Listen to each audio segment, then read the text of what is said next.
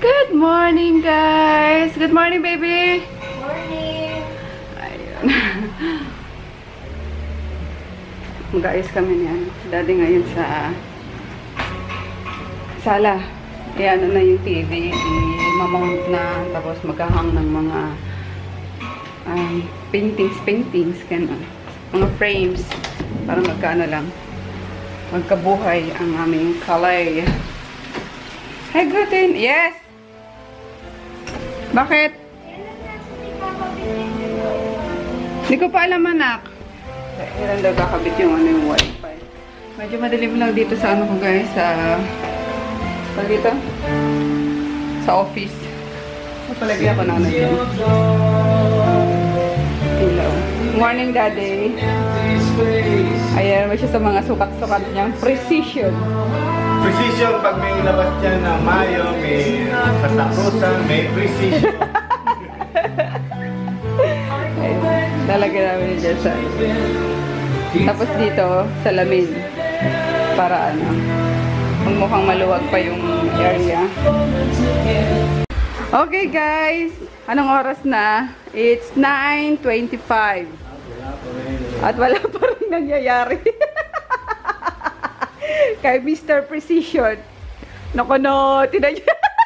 Kailangan muna tayo magsuot ng scuba gear. Ay, gag. Para yan lang din naman simento. Yan eh. Mamatalsika yung mga Colors. natin yung oxygen tanks.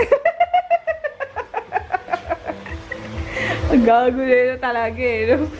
So, yun eh. Tapos, yung mga guys, ihahang na namin. Mga, ito, para magkabuhay ang aking wall of fame.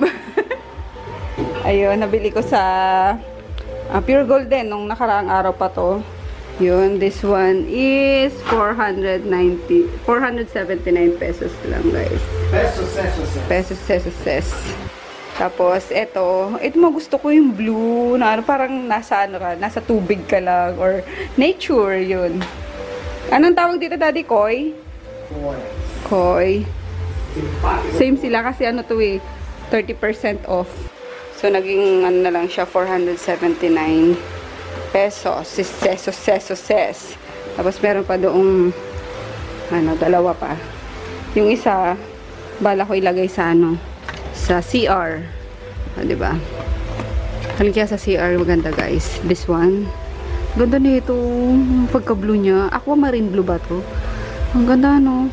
Yun, sago. Salt yan. Salty. Sea salt. Oh, ang ganda. Na-inlove ako dito sa kulay na to. Condors. So, yun. And then, ito. Green naman siya. Alin ba maganda sa sa CR? Yun na lang, no? Kasi may sabon. Sabon. Makalagay lang eh. Ito, Ganders din. Ito medyo iba yung price nito. Nasa 699. So, 700 siya. Kasi malaki eh. Ayan, ang may sasabit ko dito eh. Yes! Nanonigro to, kinalmut. Anong yikes? Bakit? Hindi kaya, walang hammer. Kaya naman, butas na nga eh. Yung butas, dito lang. Sa mga nagtatanong pala, guys, kung saan ko to biniling, itong dining set na to. Dito lang din sa may furniture center dito sa malapit sa Libertad. Arnais ba tawag doon sa na yun? Sa road na yun. Arnais ata. Pa FB Harrison, guys. So, ayun, basta nasa na kayo, nasa Libertad na kayo. Tanungin nyo na lang kung saan yung mga bilihan ng mga furnitures. Grabe, dyan talaga mura yung mga mga ganito. Ang ganda, oh. Tignan nyo. Plastic pa nga, di ko pa tinatanggal eh. Ayan.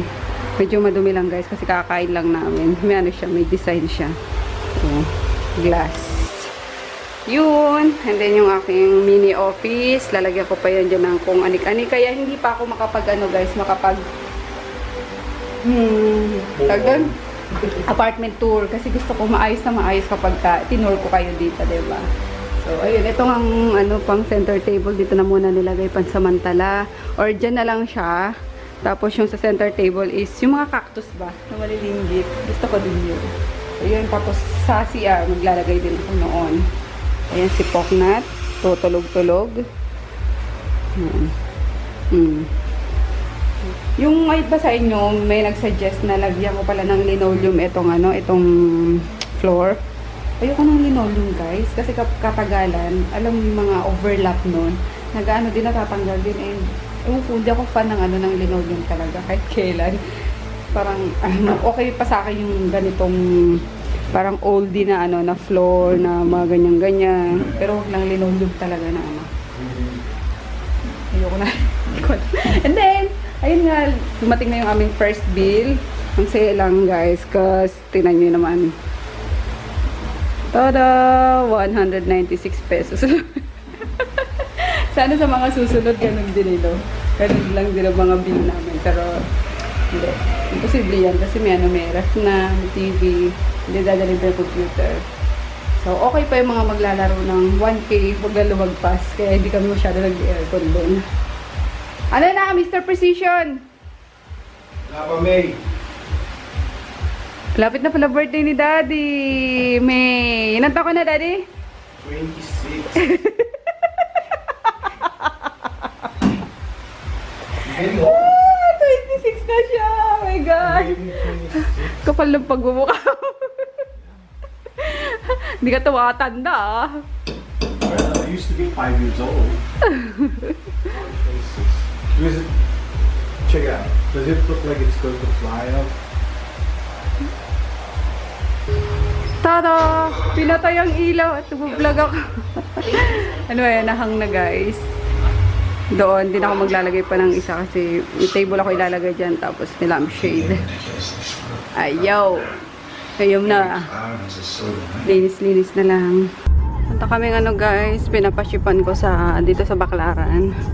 Yan kasama si Chris. Unahan, papa-injection ako din kasi siya sa San Lazaro. Second injection niya yung pang day 3. Ayun, dala-dala ko lang yung sa papaship sa Davao Distributor. Nasa likod yung niya, yung sabon niyang 200 pieces. Pasensya na kasi coding kami kahapon. Di kami nakalabas. So ngayon, nilida ako na din dyan. And then, yun. Sigurot na iwan dun sana sa apartment tsaka si Poknat. Di ko na nga nilak yung apartment. Para pagpasok nila si Groot agad yung sasalubong sa kanila, di ba? Kala ni Groot si Mami. Tapos tingin si Groot. Ito na kami guys, San Lazaro. Kaso, hindi ko napansin cut off pala niya ng 3 PM. Ayun, kasi last time gabi na inaccept pa kami. Kasi mga pala niya, mga susunod na injection hanggang 3 PM lang. So, ayun. Hindi mo kasi binabasa. Kawawa naman eh. Ayan, kasi nag-ano ka. Kantaan mo pa si Groot ha, para sakwalin ka. Happy birthday, Grootin! Tapos Raul yan eh. Baliw lang. So, ayun, safe naman siya guys. Kaso yung sa nga, nasugatan kasi siya. Kaya nala ko na siya dito. Ito yung injection niya. From last year na ni Groot na kagat is na rin. Parang 1 year na. So, kailangan niya ng bagong talaga, series of injections. Okay lang ma-injection na isang inject sa hita, pero wag dalawa. Wag dalawa. Yun ang masakit kasi, pahirap pa kami dyan. Alam niyo ba, umuwi kami, alas 3 na ng madaling araw. Sobrang hirap injection na nito. Jesus! Pero tumataba siya lalo. Kawawa naman. Umabot kasi sa buto ko sakit eh. Parang nabugbog lang na. Pero okay ka na, anak? Ayun, si Daddy bababa mo na, gutom na. Mag-isa ka ng 50 pambili ng Cut off na! Cut off! Hanggang alas 3 lang pala. Sa Pasig na tayo, kunin natin, makukunin mo. Dali. Hindi ka pa nagugutom? Actually, gutom na nga. Wag na, taba mo naman. Gigi, taba choy. Sa utos mo yan eh. Utos ko ba pataba ka? Yeah. Grabe, nakakalula guys. So, ayun na, bumaba na kasi yung yung parang, yung basket na malaki. Sa taas. Sabi ko, sino nagko-control niyan? Sabi dada yung crane sa taas. Pag tingala ko, ayun oh. Oh my gosh. We're in Chicago. Oh, grabe. Parang ano ba, hinaluka yung tiyan ko sa nervous eh. Ayun kanina oh, nandiyan yan. Dumuduyan-duyan yan sa ano yan. Dito sa gitna eh. Si Mariosep. Ang galing ng ano eh, no? Ayun, naliw lang ako guys. Slow down. Pedestrian crossing. Nakakatakot. Tapos biglang may jetpack. Nandun ko sa... Ito na kami Pasig guys. Kinuha niya yung mga Hi guys! Ito mga childhood toys ko. childhood toys. Guys. Pamigay mo na yun sa mga bata oh. Gusto ko yung mga namin Oh, sige, display mo doon sa kwarto mo. yung mga sushito. Master Chief, yung mga sa ano, sa Macdo. Si, ano pa yun oh? Ito? Si Diego. Hindi ko na siya masyado nakikita niya. Eh, malaki ka na, wala panood eh. Ay, sige po, sige, dyan. Dito kami sa Pure Gold guys. Kinuha namin sa store yung ano, di-deliver kay si Sherlyn. May guwapitong driver con cargador. Eh, meron pa sa taas eh. Nandiyan pala si Mami. Biyanan ko. Tatlo pa. 2 box pang malaki tapos isang. Patayin mo na yung ano. Kakain na muna tayo dyan sa Chowking. Dito na kami RJ Bulaluhan. Nabigay na namin kay si Shirley yung ano, order niya. Nainip na si Kuyang ano. Nagbabato. Wait lang kuya kasi may ano, jeep. Ayun. Kasi na ba ako dyan? Yan, dito na ulit kami sa bahay nila Froggy guys. Ito yung baba na sinasabi ko yung may karinderya. Dumating kasi yung ano yung pinsan niyang galing abroad din. Yan, bonding daw nila. Sabi ko, sige, na-deliver naman na yung ano, kaya dapat i-deliver. Oh, naantok na ako. Ano pinabababa ko na yan ni Froggy. Doon muna daw sa taas. Kasi si Chris, oh. Borlogs na borlogs yung anak ko. Puti nga sumama yan ngayon eh. Dapat papaiwan na naman siya. Sabi ko baka baka matagalan. Kasi nga nandito, may balak nga si pag na dumaan dito. Pinilit ko siya. Sabi ko, sama ka na anak. Si Groot lang tsaka si Coconut yun na iwan doon. By the way guys, yung ano pala, yung pagkakagat sa kanya ni Groot is fault naman ni Chris. Kasi kumakanta pala si Chris ng, alam mo naman yung mga sounds ni Froggy, diba? Mga rak-rakan. Eh, na ano na ng anak niya na tawag dito tawag dito nakikisabay na rin si Chris sa mga rakrakan ng daddy niya. Eh, kinakantahan niya si Groot na mga malalakas. Tapos nasa nag-face to face sila ni Groot na parang pasigaw yung pagkanta niya. Eh, syempre yung aso, diba? Akala siguro pinapagalitan siya. So, ayun, parang inano siya sa mukha. So, di ko naman, alam mo, iniisip ko naman na nung malaman ko na ganun nga si Chris. Gusto ko nang i-give up si Groot. Sabi ko, naman ganun si Groot. Di ba siya nakakakilala? Ganun ganyan. Tapos, nung nasa San Lazaro kami, nung sabi ko, ay nalaman ko na kapag ganitong summer day, may mga aso na ganyan talaga, parang aggressive, parang naano din sila, mainitin din ang ulo, ganun nga si Groot. Pero bukod tanging si Groot lang talaga guys, kasi yung ibang aso naman hindi. At kaya ganun eh. Then yun nga naisip ko na, sabi ko give up po na nga yan si Groot, ipa-adapt na lang yan or ibalik na lang dito sa Pasig. Tapos yung abang iniisip ko yun na nangyayari siya, bigla na ako naiiyak na, sabi ko, oh my God, di naman kasalanan din ni Groot, diba? At aminado naman din si Chris na kasalanan niya. So, ayun, magtatanda na siya ngayon. Hindi dapat ginugulat din si Groot. So, ayun guys, baka maano na naman ako, mabash na naman ako na, ano ba yan, pinili pa rin yung aso kahit na yung anak niya na yung nasaktan, ganun. Kasi, hindi lang din naman aso para sa akin yung mga alaga, guys. Parang anak ko na din sila. So parang kapag may give up akong isa, 'di ba? Parang napakawalang kwenta kong ina. So ayun lang.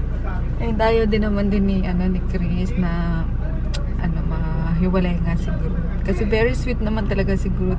Huwag nga lang talaga siyang yung nagugulat na basta pag nagugulat si Groot, yun may tendency siyang makakabite niya. So, yun lang. Na-share ko lang ulit, guys. Bordogs yung Junakis ko. Ako nga, naantok na din eh. Dito na lang siguro ko sana. Hindi na ako lalabas. Pero lumabas si Mami ulit. Binigyan ako ng chocolates. Bili ko daw kay Chris. Ayun. Ay, colors. Tapos guys, hindi pala hindi na matutuloy si Mami sa apartment kasi may kasama na siya dito. Yung kapatid ng asawa ng pinsan ni Froggy is dyan na niya pinatuloy para may kasama siya, which is okay lang naman, para at least may bantay kay Mami, may makakasama, kasi third floor yung diba? Third floor yung apartment. So may hirapan din si Mami mag-akyat panaog. So siguro pag na lang, kapag okay na yung condo, guys. Ito na lang si Mami. So yun lang, guys. End ko na tong vlog. It's 11:28 na. So maga pa kami tomorrow para mapa-injectionan nga siya. See you na lang tomorrow. Good night. Kumakayod talaga, guys. Kayod kong kayod.